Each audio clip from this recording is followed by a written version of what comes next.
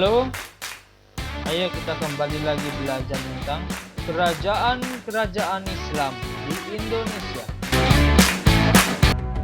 Agama Islam ternyata makin lama makin berkembang, sehingga para pemeluknya di Nusantara kian meningkat jumlahnya.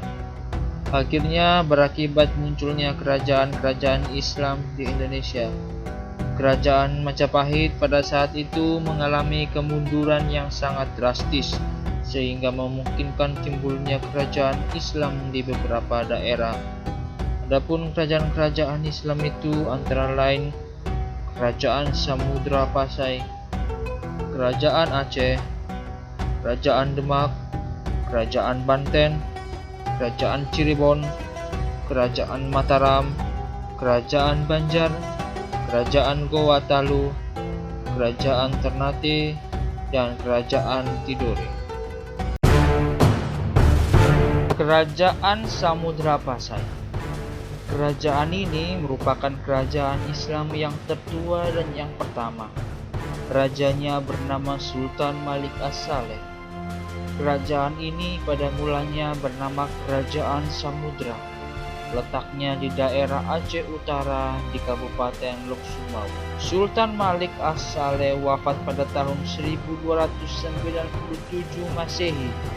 Hal ini terbukti peninggalan nisannya di Aceh dengan tarik 635H.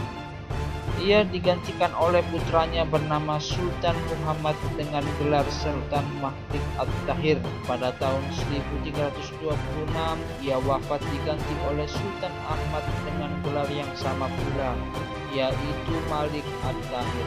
Menurut putusan Sultan Delhi yang bernama Ibnu Battuta bahwa kerajaan Samudra Pasai dengan bandarnya di tepi pantai Selat Malaka merupakan pelabuhan atau bandar internasional. Banyak kapal-kapal dagang dari India, Cina, dan Persia. Perjalanan ini ia lakukan dalam rangka kunjungannya ke Cina pada tahun 1345, di mana ia singgah di Samudra Pasai. Setelah Sultan Ahmad berkuasa, maka kerajaan Samudra Pasai diliputi suasana gelap.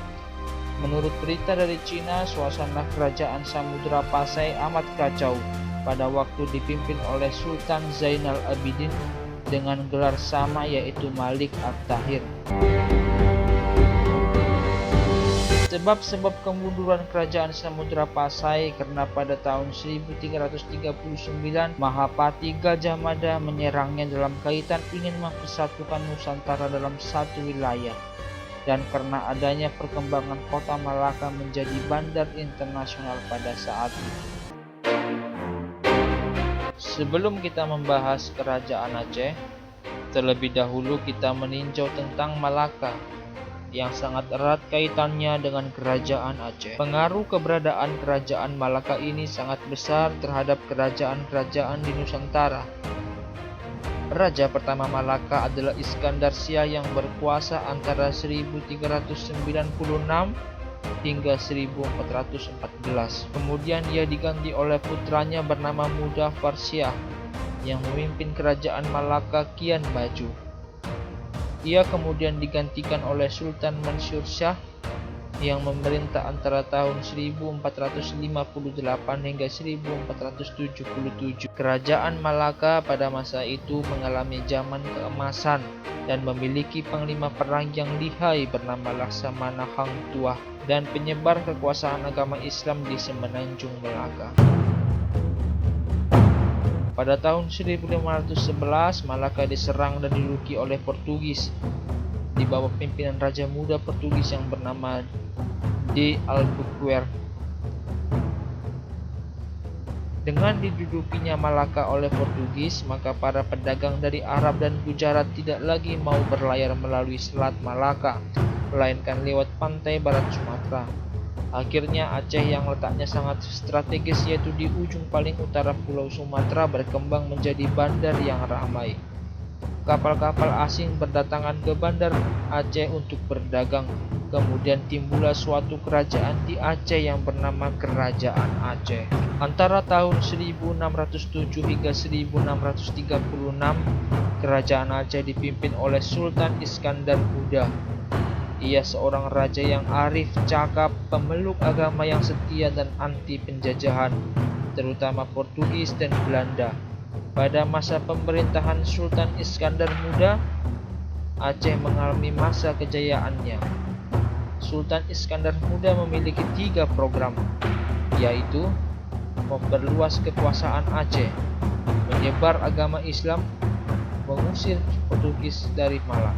Program ke-1 dan ke-2 telah berhasil dilaksanakan dengan baik, namun program ketiga mengalami kesulitan karena Portugis memiliki persenjataan yang lebih modern.